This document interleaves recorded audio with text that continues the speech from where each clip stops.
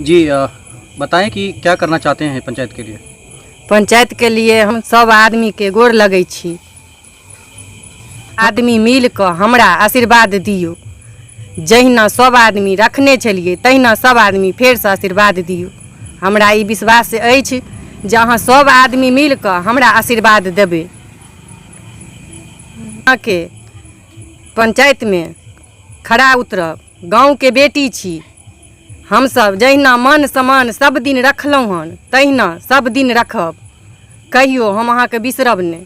सब आदमी मिलकर हमरा आशीर्वाद। भारत उदय समाचार के विशेष रिपोर्ट में इस वक्त हम मौजूद हैं बता दें बेनीपुर प्रखंड के शिवराम गांव में। लगातार पंचायत चुनाव को लेकर इस वक्त सभी प्रत्याशी अपने अपने वोटरों को लुभाने में लगे हुए हैं। सबसे पहले आपका स्वागत है। बहुत बहुत धन्यवाद आपका भी। देखिए, पंचायत चुनाव में आने का मुख्य उद्देश्य मेरा रहा है जो हम छात्र राजनीति पहले से ही विश्वविद्यालय में करते आए हैं। वहाँ गाँव घर के ही छात्र छात्राएँ जाके और अपनी समस्या रखते थे जिनको हम समाधान करते थे। जब कोरोना हुआ, लॉकडाउन हुआ तो विश्वविद्यालय बंद हो गया। तब हम गांव में आए, लॉकडाउन में छुट्टी था तो देखे पंचायत स्तर पर जिस तरह का काम होना चाहिए उस तरह का काम कोई प्रतिनिधि द्वारा नहीं किया जा रहा है। पंचायत में बिचौलिया हावी है, पंचायत में दलाल हावी है। जो दलाली करेगा पंचायत में उसी का बोलबाला होता है। हम सोचे जो छात्र नेता हैं, विश्वविद्यालय में हमने बदलाव किया है। सेशन 3 साल का, ग्रेजुएशन का रिजल्ट 3 साल में दिए, पीजी का रिजल्ट 2 साल में दिए। तो जब हम शहर में आके लड़ें और अपना अधिकार लिए तो क्यों नहीं हम गांव समाज में अपने शिवराम पंचायत में भी पंचायत स्तर का ही नीचे से ही चुनाव लड़के और हम पंचायत की विधि व्यवस्था को बदलें। तो हम जब पंचायत में लॉकडाउन में आए हैं तो हम देखें जो बहुत तरह से प्रतिनिधि निकल नहीं रहे थे। कोरोना में कोरोना पीड़ितों के लिए या क्वारंटीन सेंटर में जो भी रहने के लिए प्रवासी मजदूर आते थे उनके साथ भेदभाव होता था। तो हम यह भेदभाव प्रतिनिधि और आम जनता के बीच में जो वोट लेने के बाद हो जाता था उसको समाप्त करने के लिए हम दिन रात पंचायत में मेहनत करने लगे। भीख मांग मांग के हम पंचायत में जो है मास्क का वितरण करवाएं। चंदा लिए हम गांव में, दरभंगा में चंदा वसूलें, उससे समाज में साबुन खरीद के, मास्क खरीद के, सैनिटाइजर खरीद के हर घर में देने का काम किए। राहत सामग्री, कोरोना में जिस किसी गरीब परिवार का चूल्हा बंद हो गया था उसको हमने राहत सामग्री भी चावल दाल नमक विभिन्न तरह से उनको देने का काम किए। हमारे यह शिवराम पंचायत है, हर वर्ष यहाँ पे बाढ़ आता है। वार्ड नंबर 1 में, 2 में, 3 में, 4 में। कहाँ कौन सा नदी का पानी आता है? यहाँ कमला नदी है, उसका पानी आता है। तो ये पानी इतना आ जाता है जो आपको देखेंगे कम से कम 2000 परिवार को पंचायत से घर द्वार छोड़ के उनको विस्थापित होना पड़ता है, किसी दूसरे जगह पे शरण लेना पड़ता है। लेकिन उस वक्त में कोई भी प्रतिनिधि घूर के नहीं आते हैं उनको देखने के लिए। जबकि अभी मतदान है, अभी पंचायत चुनाव है तो सभी मतदाता को गुमराह करने के लिए आते हैं, बड़ा बड़ा वादा करते हैं। हम कहते हैं अभी जरूरत है यहाँ पे सड़क बनाने का। आपको सुन के ताजुब लगेगा, मीडिया बंधु के माध्यम से हम अपने जनता को भी संदेश देना चाहते हैं। यह चुनाव है, यहाँ पे शिक्षा की बात होना चाहिए, यहाँ पे रोजगार की बात होना चाहिए, यहाँ सुरक्षा की बात होना चाहिए। तो आपको सुन के हंसी लगेगा, यहाँ श्मशान घाट की बात हो रहा है। प्रतिनिधि जो आते हैं वो कहते हैं हम जीतेंगे तो श्मशान घाट बना देंगे। भाई 20 साल से राज करते आ रहे हो, कोई 5 साल से राज किए हो, हमेशा तो शिवराम को श्मशान घाट ही बना के रखे हो। अभी चुनाव में हम हाथ जोड़ के कम से कम बातें कर रहे हैं, विनती कर रहे हैं हमारे पंचायत में श्मशान घाट की कोई भी घोषणा ना करे।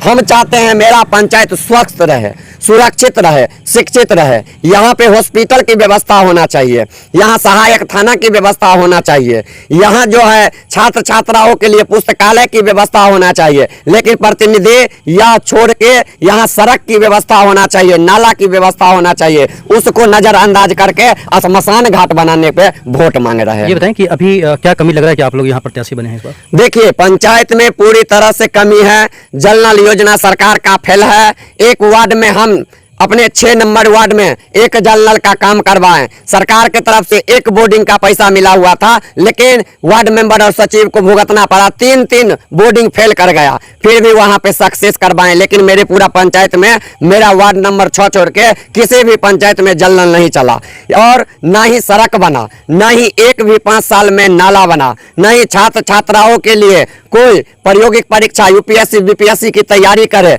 उसको लेकर कोई कोचिंग की व्यवस्था नहीं किया गया। आज मिथिला पेंटिंग पूरा विश्व में फेमस होने जा रहा है, लेकिन हमारे पंचायत में घूमेंगे तो दुर्भाग्य है, शर्म आता है।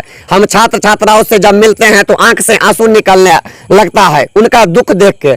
क्या उनका कमी है जो इस शिवराम पंचायत में जन्म ले लिए हैं, जिसके कारण उनको कोई शिक्षा भी उच्चतम स्तर का नहीं मिल पा रहा आप है। कैसे कर देंगे सर ये? देखिए, हम विश्वविद्यालय से राजनीति करके आए हैं, मेरा इतिहास रहा है। जब हम विश्वविद्यालय में गए थे तो ग्रेजुएशन का डिग्री 5 साल में मिलता था, पीजी का डिग्री 2 साल में के बदला 3 साल में मिलता था, बीबीए बीसीए का सेशन खराब था। सीएम कॉलेज पे दिन रात चाकूबाजी होता था, गुंडागर्दी होता था, गाजा व्हाइटनर सूंघने वाले का वर्चस्व था। लेकिन हम जब जीते तो 200 सीसीटीवी कैमरा सीएम कॉलेज में लगाए, सीएम कॉलेज को नंबर 1 कॉलेज बनाए, पूरे विश्वविद्यालय को बदल दिए। तो जब हम वहां लड़े तो व्यवस्था में बदलाव हुआ। हम हमेशा से लड़ने वाले व्यक्ति रहे हैं। कोई भी प्रतिनिधि हो, कोई भी बिचौलिया हो, दलाल हो, यदि पंचायत में चाहेगा बिचौलिया पानी करके किसी को गुमराह करके ठग करके उससे हम जो है वोट ले लें और उसको गुमराह कर दे, तो हम नहीं, हम जीते फिर भी हारे फिर भी। मेरा संकल्प है इस शिवराम पंचायत को मुख्य धारा से जोड़ना, छात्र छात्राओं को उनके रास्ता पे लाना। बताएं कि पंचायत चुनाव अलग है, विश्वविद्यालय की आप बात कर रहे हैं, तो ये तो पंचायत है ना। पंचायत के लोगों को जो बेसिक सुविधा चाहिए, खासकर लोग परेशान हैं, लोगों को जो प्रत्याशी बनते हैं राशन के नाम पे ले लेते हैं पैसा, कहीं जाने के नाम पे ले लेते हैं पैसा, प्रखंड जाने के नाम पे पैसा ले लेते हैं। इन सभी चीज़ों पर आप क्या करेंगे, कैसे आप आवाज़ उठाएंगे? देखिए, सबसे पहले हमारे जीतने के बाद सबसे ज्यादा ब्लॉक में दौड़ता है कोई तो छात्र छात्राएं जो जातीय आवासीय आय के लिए वहां पे दौड़ लगाता है। तो यहाँ आरटीपीएस मतलब काउंटर नहीं है? यहाँ आरटीपीएस काउंटर है, लेकिन यहाँ के प्रतिनिधियों का नाकामी है, यहाँ का वीडियो का कमजोरी है। जो आरटीपीएस काउंटर तो छोड़ दिया, लेकिन छात्र छात्राओं को जो आरटीपीएस काउंटर पे अधिकार मिले, उसके लिए एक अधिकार ऐप होता है जो सरकार की तरफ से जारी किया गया है। वो किसी भी पंचायत में अधिकार ऐप की व्यवस्था नहीं है, जिसके कारण सिर्फ बोर्ड पे लिखा हुआ है जो आरटीपीएस काउंटर पे दाखिल खारिज होगा, जातीय आवासीय आय बनेगा, वृद्धा पेंशन बनेगा, विधवा पेंशन होगा, विकलांग पेंशन होगा, जन्म प्रमाण पत्र, मृत्यु प्रमाण पत्र होगा। यह सिर्फ बोर्ड पे लिखा हुआ है, लेकिन एक अधिकार ऐप नहीं दिया गया है, जिसके कारण वो काम नहीं होता। हम जीत गए तो हम अधिकारों की बात करते हैं, उस आरटीपीएस काउंटर पे अधिकार ऐप दिलवा के इन सारे समस्याओं का समाधान कर देंगे। ये बताएं कि खासकर आप इससे पहले क्यों नहीं किए? जो अभी वोट मांगने के नाम पर आप ये बातें गिनती करवा रहे हैं, तो पहले आपने क्यों नहीं किया? देखिए, पहले से ही हम आवाज उठाते आए हैं, पहले से ही हम अधिकार ऐप की मांग कर रहे हैं। हमने बीडीओ साहब को भी इससे पहले भी बीडीओ साहब को, एसडीओ साहब को और बिहार सरकार को ज्ञापन दे चुके हैं जो हमारे शिवराम पंचायत के आरटीपीएस काउंटर पर अधिकार ऐप की व्यवस्था किया जाए।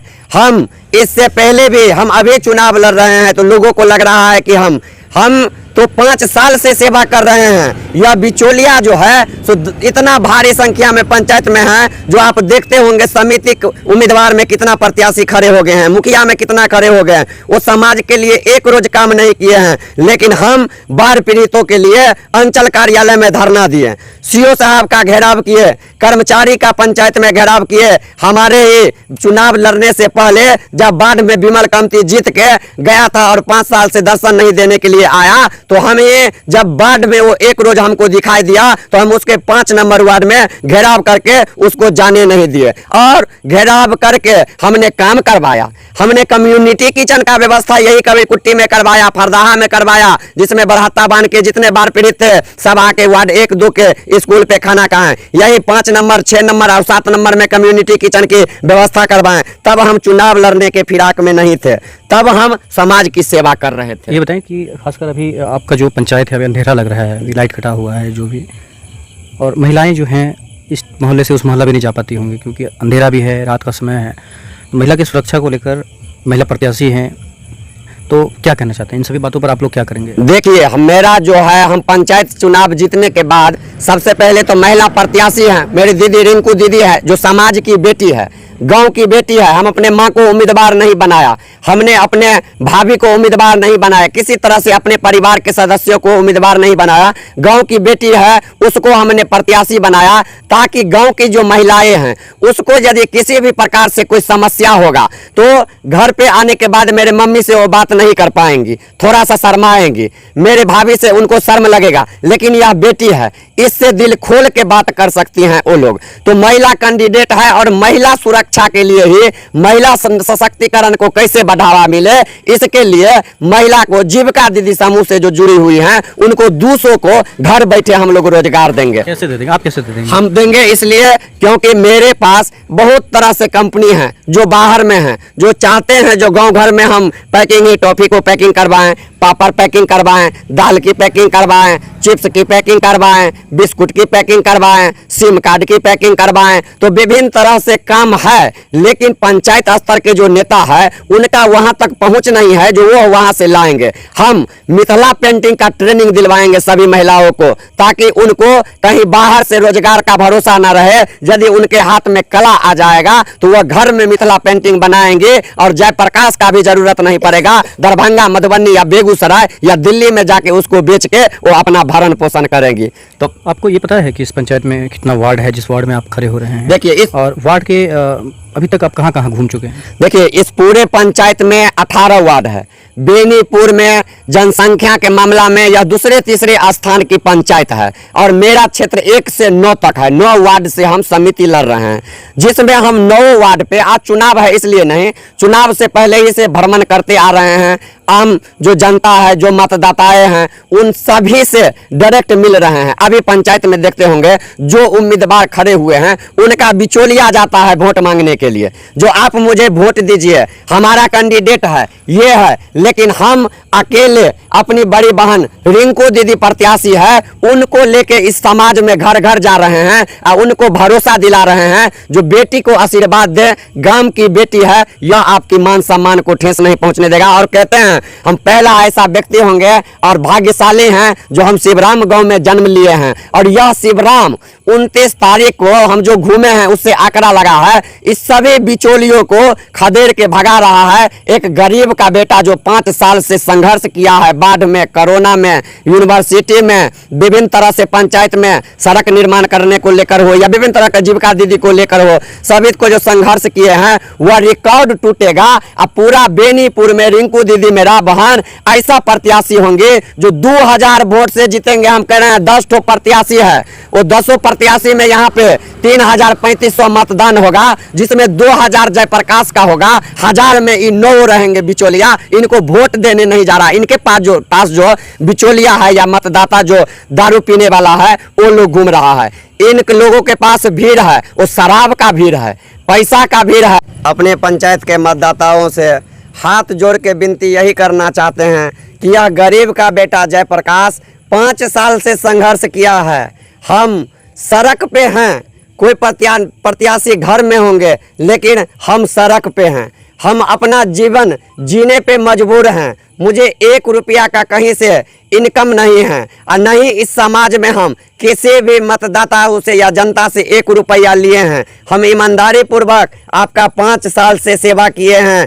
अब यदि आपको लगता है जो 5 सालों में कोरोना, बाढ़ में या विभिन्न तरह से जो मतलब आकस्मिक निधन हुआ है, जो छात्र छात्राओं का या किसी भी तरह से नौजवान का, उसको भी हमने मुआवजा दिलवाया है। किसी से 1 रुपया हमने दलाली नहीं लिया।